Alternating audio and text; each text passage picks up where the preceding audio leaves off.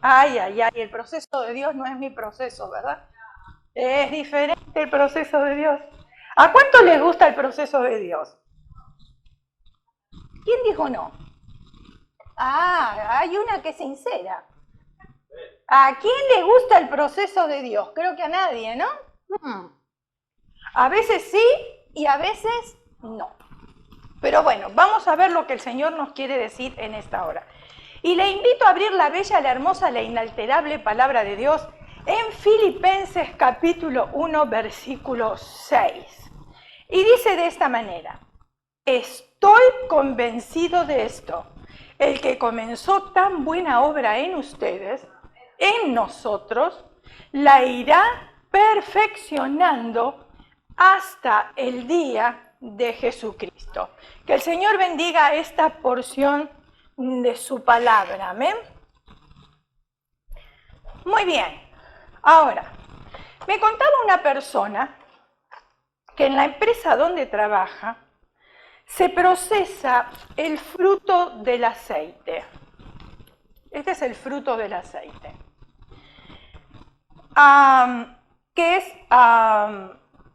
Este es el fruto de la palma del aceite. Ahí está, este es el fruto de la palma del aceite. Entonces, para este fin se llevan a cabo varios procesos para poder sacar el producto final, que es el aceite.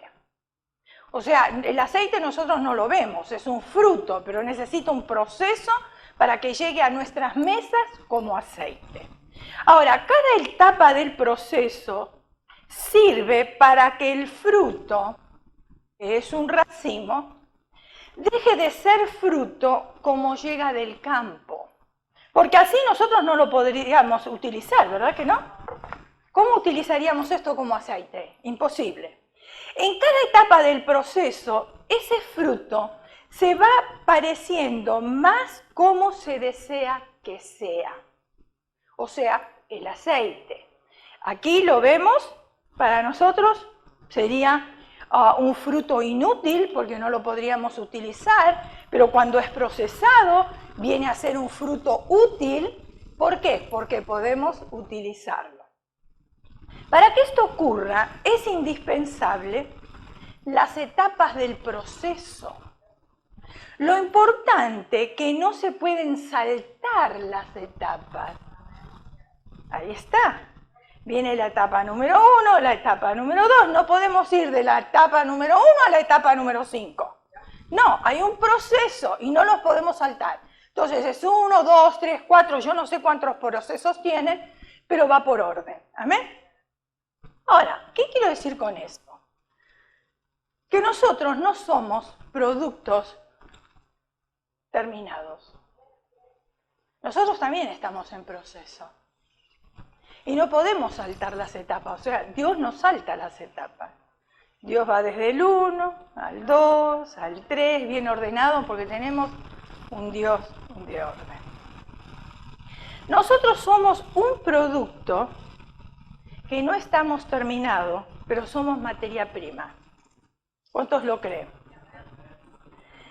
Estamos en un proceso que nos lleva el Señor, cuyo único final es sacar un producto final.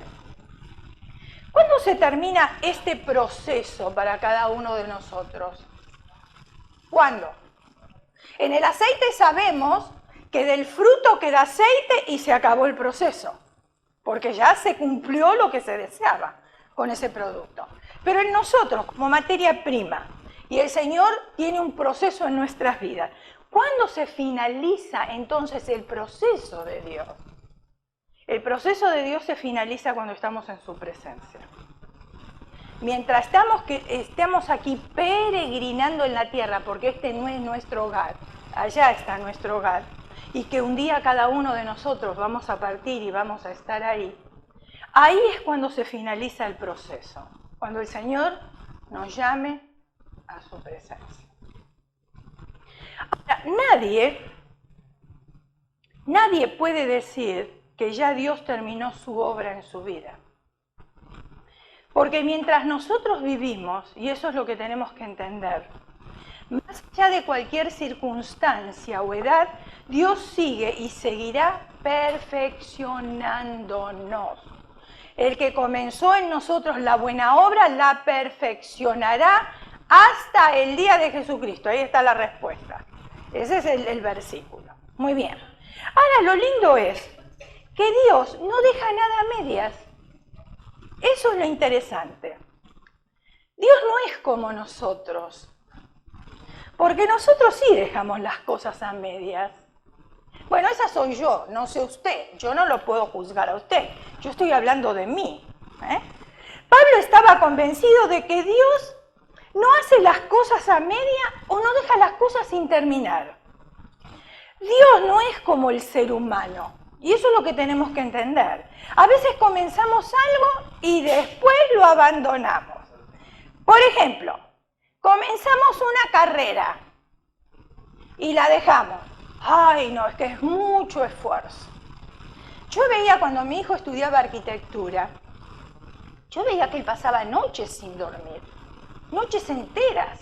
Las tenía que pasar en la facultad, no estaba, él vivía en casa porque la facultad estaba bien cerquita de la universidad, estaba bien cerquita de la casa, pero cuando tenía que preparar las maquetas, cuando tenía que hacer trabajos, pasaba noches enteras sin dormir. Hasta decirles que en una oportunidad, su novia, en aquel entonces estaba de novio todavía, su novia vivía en Palmdale. Palmdale de casa es como 1 hora de distancia. La mayoría de los fines de semana no la iba a visitar, solamente la llamaba por teléfono. ¿Por qué? Porque la distancia era muy larga, él estaba agotado de no dormir y se le hacía muy difícil viajar hasta allá. Pero en una oportunidad sí fue a visitarla. Al volver, ya era un poquitito tarde, serían como las 12 de la noche, en el freeway, por el sueño y el cansancio, él comenzó a hacer un zigzag. Detrás venía la policía. Cuando vio que empezó a hacer un zigzag, por supuesto la policía lo detuvo. ¿Qué cree usted que iba a pensar la policía? Que él estaba tomado. Lo más fácil, cualquiera pensaría eso. Entonces le dijo, por favor, que se corriera a un costado. Se corre a un costado, la policía baja, le dice, le pide los documentos y le pregunta que por qué estaba haciendo zigzag. Y le dijo, oficial, dice, yo soy un estudiante, estoy estudiando en la universidad, le dijo cuál era, y atrás tengo una maqueta de la arquitectura, usted la puede ver, dice, y estoy muy cansado y tengo sueño. Oh, muy bien, le dijo el policía, pero ¿sabes qué? Cuando te sientes así, hazte a un costado, duerme 10 minutos y después continúas. O sea, el policía fue un ángel que Dios le mandó, pero también una advertencia de parte de Dios para que él no tuviera un accidente. Entonces, hay personas que empiezan una carrera y como él, por ejemplo, que tenía que pasar noches sin dormir, abandonan la carrera. No quieren quemarse las pestañas. Los doctores se queman las pestañas para poder tratarnos a nosotros. No es que de la noche a la mañana reciben un título. O sea, el que abandona nunca va a llegar a ningún lado. Siempre tiene que ser persistente y persistente. ¿De dónde mi hijo obtuvo la arquitectura? Esto va de más. Nosotros mirábamos un programa hace muchísimos años atrás, que quizás ustedes lo recuerden o quizás ustedes también lo habrán visto, que se llamaban los Brady Bunch. Brady Bunch era una familia que tenía muchos hijos y él era arquitecto. Era un programa muy sano, muy lindo. Yo me sentaba con ellos para verlo. Entonces, cómo corregían a sus hijos, cómo ellos se preocupaban por sus hijos. Y el papá era arquitecto y él un día mirando ese programa dijo, yo voy a ser arquitecto igual que el papá de los Brady Bunch. Y efectivamente así fue, la carrera no la abandonó. Un amigo de él quiso estudiar arquitectura también, se inscribió, fue a la misma universidad que mi hijo, pero en el proceso no quiso pagar el precio. Porque hay que pagar un precio para todo, para tenerlo. Por ejemplo, todos los años, el 1 de enero, ¿cuál es la disposición de todas las mujeres? Empezar la dieta. Pero llegó el 7 de enero y ya nos olvidamos de la dieta, abandonamos la dieta. Otros comienzan una relación sentimental y después, ¿qué hacen? La rompen. O sea, no continúan. Ahora, Dios no es como nosotros, porque lo que se propone lo logra, y nuestro Señor se propuso perfeccionarnos. Y lo dejó escrito para que nosotros mismos lo leyéramos y nos convenciéramos y lo atesoráramos en nuestro corazón, que Él nos está perfeccionando. ¿Hasta cuándo? Hasta el día de Jesucristo. Él lo hará. Y el día de Jesucristo es el día de su regreso a la tierra con poder y con gloria. Salmo 138:8 dice: Jehová cumplirá su propósito en mí. Tómelo personal para usted, yo lo tomo para mí. Tu misericordia, oh Jehová, es para siempre, no desampares la obra de tus manos. Este pasaje dice que Jehová cumplirá, Él terminará lo que comienza, y Él lo hará en la vida de cada uno de nosotros también. Y debemos nosotros estar convencidos del obrar de Dios en nuestras propias vidas. Algunos menosprecian la obra de Dios en su propia vida, y yo les voy a decir por qué. Porque dicen cosas como esta. Escuche bien, para si lo estamos menospreciando o lo hemos menospreciado, no lo hagamos más. Por ejemplo, dicen: sí, yo asisto a la iglesia y me gusta, pero a mí me falta mucho. ¿Usted escuchó decir eso? Alguna vez lo habrá dicho también, ¿no? Ay, no, yo no puedo hacer eso porque a mí me falta mucho. Yo no puedo dar una... porque me falta mucho. Puede ser que nos falte mucho todavía. Sí, puede ser. Pero no menospreciemos la obra que el Señor está haciendo en nuestras vidas. Hablando negativamente acerca de nuestra madurez espiritual o hablando negativamente de la iglesia. ¿Por qué? Porque desanimamos a otros creyentes al servicio de Cristo. Porque si yo supongamos, yo le digo a usted: bueno, yo hace 5 años que me congrego en la iglesia, pero a mí todavía me falta mucho.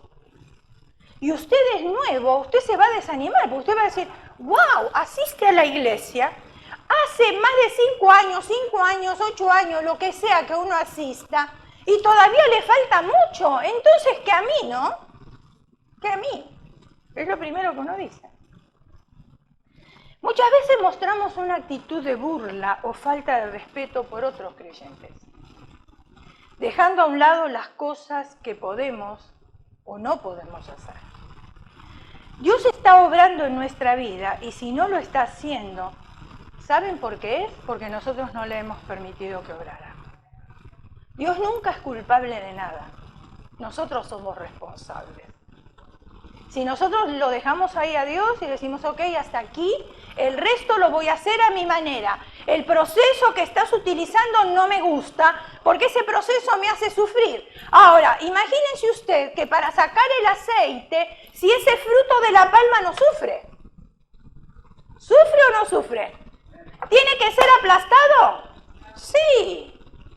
Me imagino, y bien fuerte, para poder extraer todo el jugo. Y eso es lo que hace el Señor con nosotros. Cuando tenemos pruebas, cuando tenemos dificultades, no somos capaces de darle gracias a Dios, más bien nos quejamos. ¿Por qué? Porque sentimos que nos están aplastando, porque sentimos que Dios está haciendo así y eso a mí no me gusta. Pero cuando Dios está haciendo así, porque Él está tratando de sacar lo mejor de cada uno de nosotros.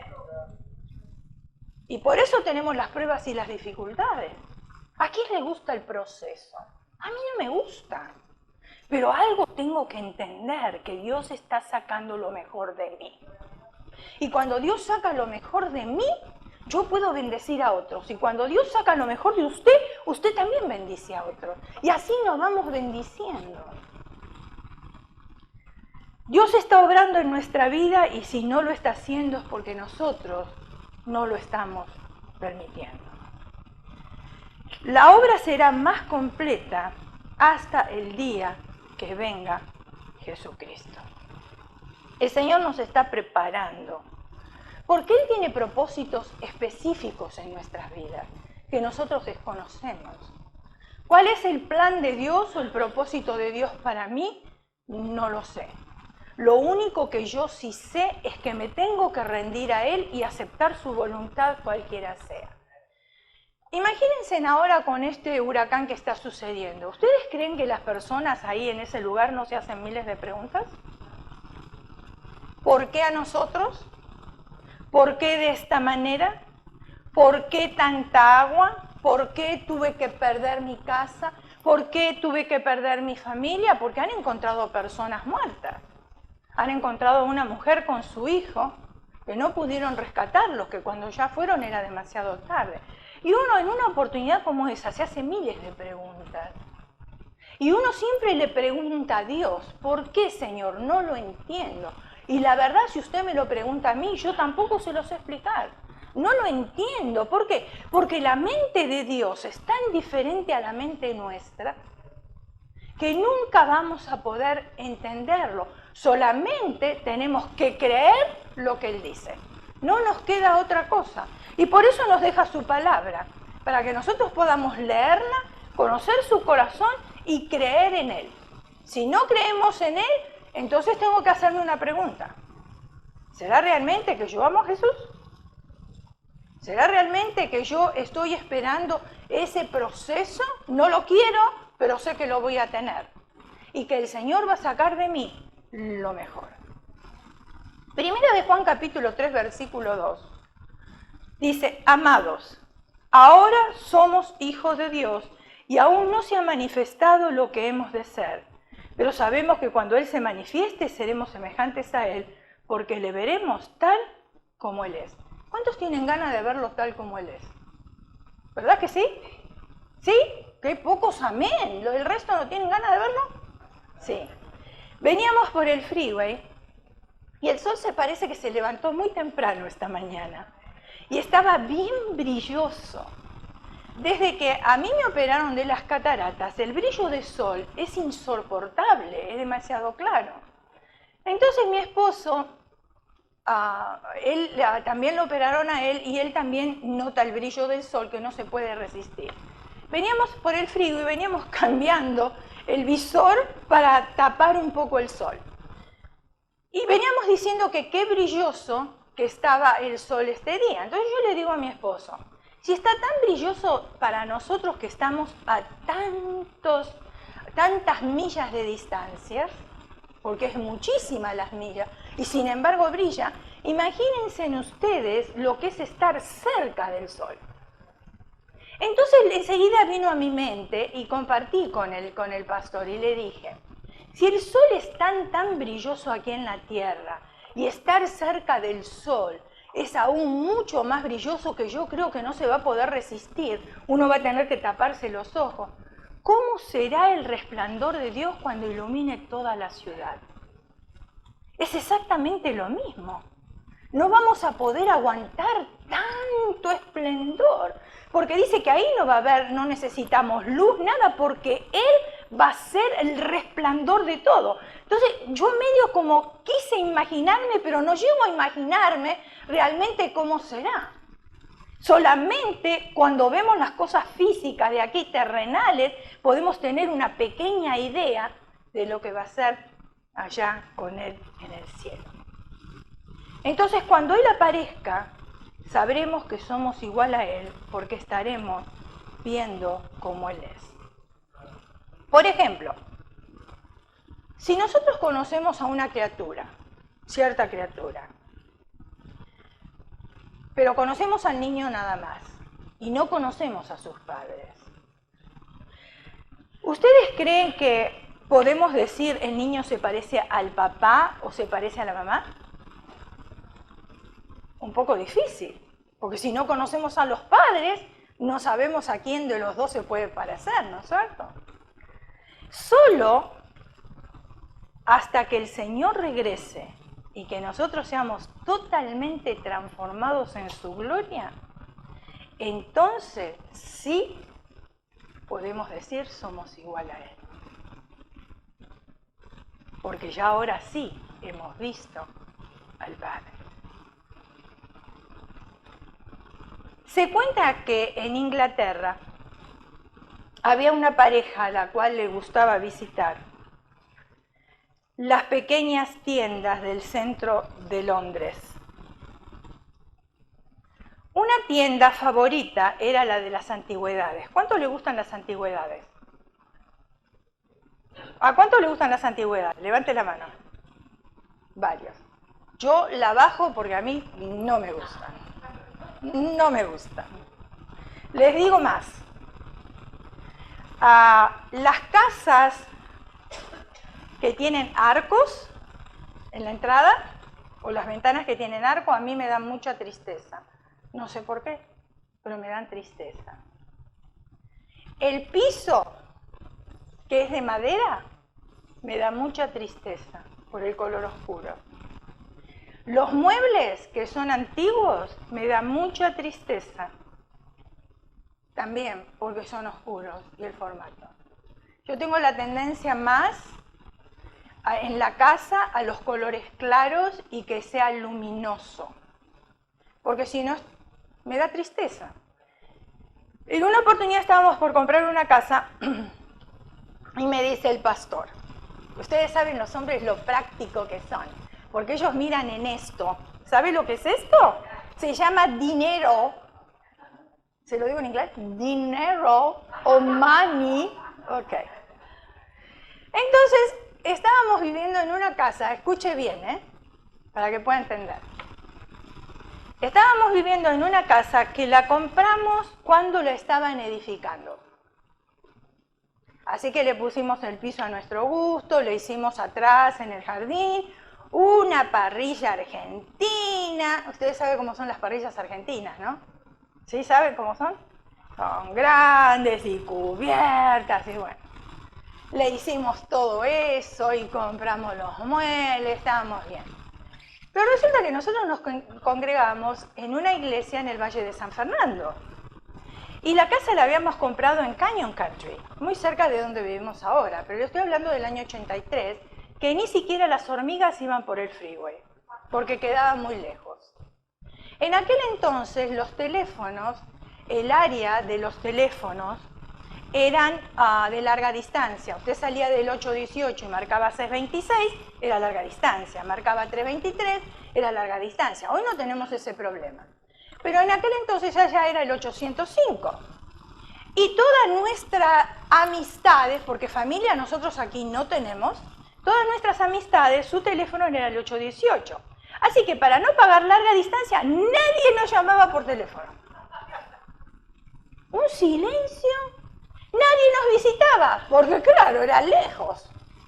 Parecía, pero que vivíamos en el fin del mundo. Ahora, la casa esa, nosotros la decoramos a nuestro gusto, estábamos bien cómodos, estábamos contentos, pero teníamos el problema que nadie nos llamaba, que nadie nos visitaba. Y que el negocio que teníamos estaba en el Valle de San Fernando y que nuestros hijos iban a la escuela en el Valle de San Fernando, porque nosotros vivíamos en el Valle de San Fernando antes. Entonces empezaron a complicar las cosas. Tan complicadas eran todas las cosas que el pastor y yo comenzamos a discutir como nunca. Nunca habíamos discutido de novios ni de recién casados, pero ahora era a la mañana, parecía que nos bañábamos con gasolina. Y cualquier cosita, encendía llama. ¿Por qué? Por la distancia. Él estaba en el trabajo, estaba envuelto en la iglesia, cuando tenía reuniones de diáconos, él se tenía que quedar en el trabajo, asearse en el trabajo, ir a comer y después ir a las reuniones de la iglesia. Volvía a casa como a la 1 de la mañana, en el freeway no había nada, no teníamos teléfonos celulares, así que si yo me quedaba en el freeway, ahí me quedaba, tenía que agarrar uno de los teléfonos del freeway para poder comunicarme. No pasaba nadie en ese freeway. Entonces comenzamos mucho a discutir y no entendíamos por qué estábamos discutiendo tanto. Entonces un día nos sentamos, y esto va para que ustedes también, fue de bendición para nosotros, para que ustedes también, si están atravesando por algún problema, hagan más o menos lo mismo. No nos tienen que copiar, pero fue de bendición a nosotros y pasamos la bendición. Nos sentamos y dijimos, pero ¿por qué ahora estamos discutiendo? Y nos dimos cuenta que la distancia era mucha. Nos asistíamos a la iglesia en el Valle de San Fernando, el dentista de los niños estaba en el Valle de San Fernando, el doctor estaba en el Valle de San Fernando, todo estaba lejos de donde nosotros vivíamos. La escuela, todo. Los niños iban a una escuela privada en aquel entonces, una escuela cristiana. Lo primero que deducimos que a lo mejor era que los niños estaban lejos y los íbamos a poner en una escuela cerca de casa, pero la escuela tenía que ser pública, porque ahí escuelas privadas no había. Yo trabajaba con mi esposo, yo era la secretaria en aquel entonces trabajaba hasta que los niños salieran de la escuela, después yo iba a recoger los niños y ya me iba a la casa con ellos. Pero los cambiamos a los niños, pero eso no solucionó el problema seguía. Entonces dijimos, bueno, la iglesia está lejos, pero ahí nos congregamos, ahí somos parte, ahí vamos a seguir asistiendo. Nosotros éramos líderes de eventos sociales y organizábamos reuniones hasta de 500 personas en aquel entonces. Y teníamos que pasar todo un sábado, cuando teníamos la reunión, en la iglesia preparando todas las cosas. Invitar a las personas que venían a predicar, las otras personas, a las que venían a cantar, etcétera, etcétera. Entonces dijimos, bueno, la iglesia no la vamos a cambiar, pero entonces, ¿qué es lo que tenemos que cambiar? El dentista de los niños tampoco, porque ellos estaban teniendo braces y ya tenía que finalizar con el tratamiento, etcétera, etcétera. Llegamos a la conclusión, hermanos, de vender la casa. ¿La casa era nueva? Sí, era estrenar, sí, pero había tantas dificultades que la verdad no nos estaba bendiciendo. Entonces dijimos, nos vamos a mudar otra vez al Valle de San Fernando y teníamos que comprar casa. A eso voy, que el hombre es práctico y mira el money. Buscando casa, yo cuando salía del negocio, hermanos, yo no llamaba a ningún agente de bienes raíces. Directamente yo me iba calle por calle y donde veía los carteles anotaba y después preguntaba cuánto costaba, etcétera, etcétera. Más o menos lo que a mí me parecía. Pero estando un día en mi casa, le estoy hablando en Canyon Country, el pastor estaba en el trabajo en la ciudad de Burbank, me llama por teléfono y me dice, tienes que venir ahora porque encontré la casa que estamos buscando. Yo dije, ¡wow! ¡Qué bueno! Yo me agarro el auto, me vengo a Burbank, ahí estaba la... Ay, cuando yo llegué. De solo verla de adelante, yo quería desmayarme. Yo digo, no puede ser que este hombre me diga a mí que esa es la casa que estamos buscando, porque no es la que yo estoy buscando. Y yo siempre le dije al Señor, Señor, yo no quiero una casa grande, no me interesa si es de un piso, pero la quiero luminosa, la quiero blanca, no la quiero oscura, no la quiero con arcos, porque me va a dar tristeza y la que está más en la casa soy yo. Y voy a vivir amargada todo el tiempo, no quiero esto. Pero de todas maneras entré. Cuando entré, ¡ay! Estaba peor adentro. Yo ni les puedo contar a ustedes cómo estaba. Las divisiones de los cuartos, etcétera, etcétera. Le dije, esa casa a mí no me gusta. ¿Pero por qué? Mirá qué linda que es. Y es un precio accesible. Será accesible el precio, pero yo prefiero vivir en un cuarto y luminoso y no vivir acá porque acá hay muchos arreglos para hacer. Entonces, le estaba comentando de cómo los hombres ven las cosas diferentes a las mujeres y cómo veo yo por qué me dan tristeza ciertas cosas. Y quizás a ustedes les den tristeza otras cosas. No necesariamente lo que me da tristeza a mí. ¿Y usted sabe lo que es vivir una vida en una casa donde usted no se siente cómodo? ¿Usted sabe lo que es eso? Es horrible. Es feo. A nadie nos gusta. Entonces estábamos hablando de las antigüedades, porque para mí esta casa era una antigüedad, la verdad. Yo estaba pidiendo algo, no me importaba el estilo, pero que fuera luminoso. Cuando compramos la casa que tenemos ahora, las cosas cambiaron. Yo fui específica con el Señor. Le dije, Señor, yo siempre mi casa la tuve bien sencilla, tú sabes que yo nunca te pedí ni casa de 2 pisos, ni nunca te pedí una casa grande, no me interesó. Cuando mis niños estaban conmigo, sí quería un swimming pool para ellos, que al final, ¿para qué? Si fueron 5 veces, fue demasiado. Entonces, le dije, pero ahora voy a ser más específica contigo. Siempre tuve la casa con las mini blinds, eran antes, no se usaban estas, eran las mini blinds.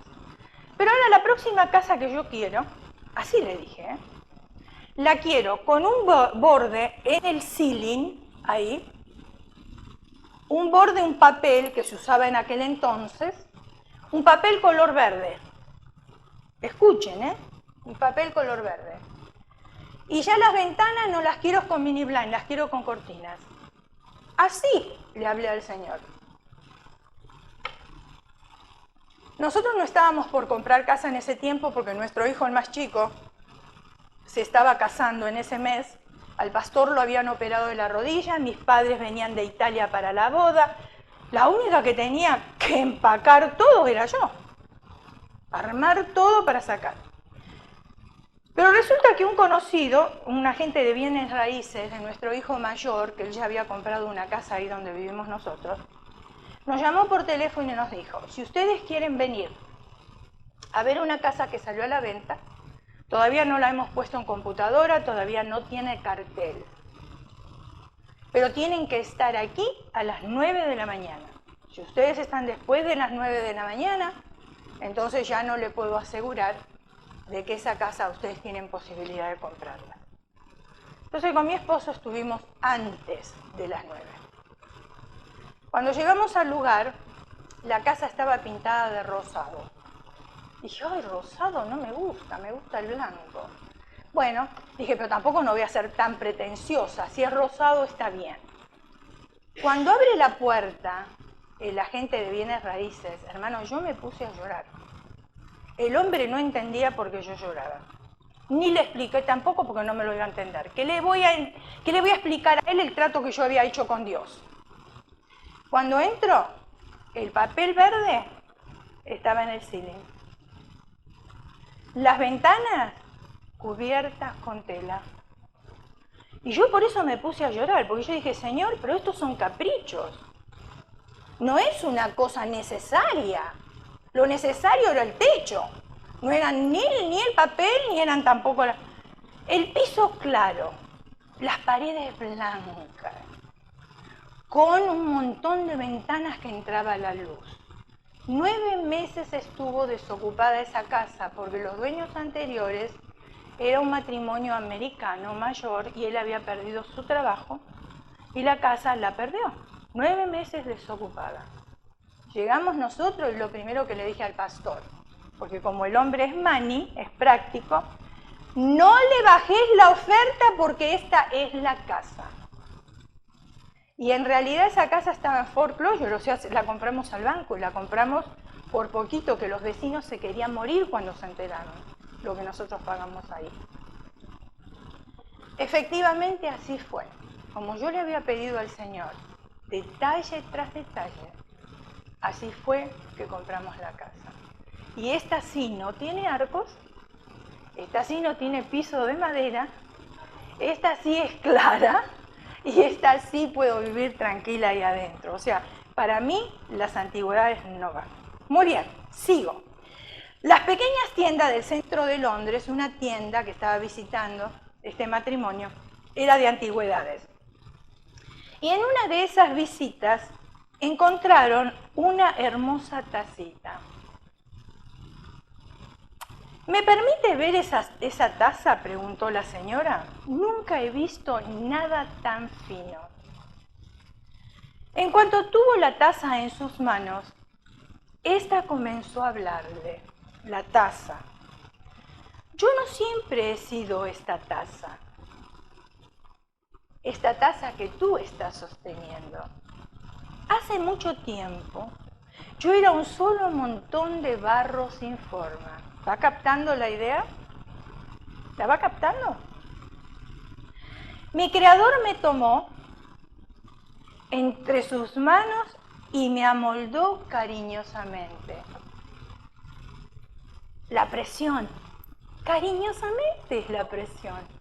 Nosotros sentimos presión, pero para él es cariño, porque está sacando lo mejor. Llegó un momento en que me desperté y le grité, ¡por favor, déjame en paz! Eso le dijo la taza a su creador. Pero solo me sonrió y me dijo, aguanta un poco más, todavía no he terminado. Por favor, Señor, déjame en paz. Y viene la voz de ahí, ¿todavía no terminé? Después me puso en un horno. Yo nunca había sentido tanto calor. Ay, Señor, con el calor que yo tengo aquí todavía en el horno. Me pregunté, ¿por qué mi creador querría quemarme? Así que toqué la puerta del horno y a través de la ventana del horno pude leer los labios de mi creador que me decía, aguanta un poco más, todavía no he terminado. Finalmente mi creador me tomó, me puso en una repisa para que me enfriara. Así está mucho mejor, me dije a mí misma, pero apenas me había enfriado un poco y ya me estaba cepillando y pintando. El olor de la pintura era horrible. ¡Ay, esa prueba, qué fea! ¡Qué horrible es esa prueba! Sentía que me ahogaba. ¡Por favor, detente!, gritaba yo. Señor, ¿serán que mis espaldas son tan anchas para aguantar tanto? Pero mi creador solo movía la cabeza haciendo un gesto negativo y decía, aguanta un poco más, todavía no he terminado. Por último dejó de pintarme, pero otra vez me metió a otro horno. No era un horno como el anterior, sino que era mucho más caliente. Fíjense en el proceso. Es el proceso de Dios. Estaba segura que me sofocaría y que acabaría rompiéndome en 1000 pedazos. Le rogué, le imploré que me sacara, grité, lloré, pero mi creador solo me seguía diciendo, aguanta un poco más, todavía no he terminado. Después de una hora de haber salido del segundo horno, me dio un espejo y me dijo, mírate, esa eres tú. Esa eres tú. Yo no podía creerlo. Esa no podía ser yo. Lo que veía era realmente hermoso. Mi creador nuevamente me dijo, yo sé que te dolió todo este proceso, pero si te hubiera dejado como estabas, solo serías un trozo de barro seco. ¿Entendió? ¿Quién quiere ser barro seco? Nadie. ¿Quién quiere ser una preciosa pieza de arte? Todos. ¿Tenemos que sufrir el proceso? Todos. Dios no hace acepción de personas. Todos sufrimos un proceso. Sé que te causó mucho dolor, le dijo el Creador, que la pintura te causó mucha molestia. Pero de no haberte pintado no tendrías color. Si no te hubiera puesto en el segundo horno, no hubieras sobrevivido mucho tiempo, porque tu dureza no habría sido lo suficiente para resistir. Ahora eres un producto terminado. Eres exactamente lo que en mi mente cuando te comencé a formar. Dios sabe lo que está haciendo en cada uno de nosotros, porque Él es el artesano. Y nosotros somos el barro, con el cual Él trabaja, Él nos moldea y Él nos da forma. Para que lleguemos a ser una pieza perfecta y podamos cumplir con su voluntad. ¿Acaso no sabemos cantar? Escuche bien, porque lo que nosotros cantamos, lo que nosotros pronunciamos, a veces no lo meditamos. Pero sí sabemos cantar este barro, tú el alfarero y yo el barro soy. Moldea mi vida a tu parecer, Haz conforme tú quieras, hazme un nuevo ser. ¿Lo cantamos o no? ¿Y qué pasó? Si lo estamos nosotros mismos profetizando con nuestros labios, se lo estamos pidiendo al Señor cuando lo cantamos y cuando viene el proceso, no nos gusta, nos quejamos, pero lo cantamos. Me dijo, no me gusta, dice el canto, te voy a transformar, pero en el proceso te voy a quebrantar. Ahí está. Eso es lo lindo de Dios, que Él es sincero. Y en un vaso nuevo te voy a transformar. Pero en el proceso te voy a hacer llorar. ¿Cuántas veces lloró usted? ¿Cuántas lágrimas? ¿Las contó? Porque por el fuego te voy a hacer pasar. Y hay una cita bíblica que nos dice que el Señor a nosotros nos refina y nos hace pasar por el fuego. ¿Y sabe lo que es pasar por el fuego? ¿Usted se quemó alguna vez? ¡Ay, cómo duele, ¿no? Una quemadura chiquitita, insignificante, y cómo nos duele. Ahí vamos y enseguida nos ponemos hielo, nos ponemos una crema. ¡Ay, cómo me duele! ¡Ay, me quemé! ¡Ay! Se lo contamos a todo el mundo. Ahora imagínense ustedes cuando el Señor nos hace pasar por fuego, por pruebas difíciles, pero porque Él cariñosamente y con amor nos está prensando para sacar lo mejor de cada uno de nosotros. Ese es el proceso de Dios para nuestras vidas. Cierre sus ojos, incline su rostro y vamos a orar.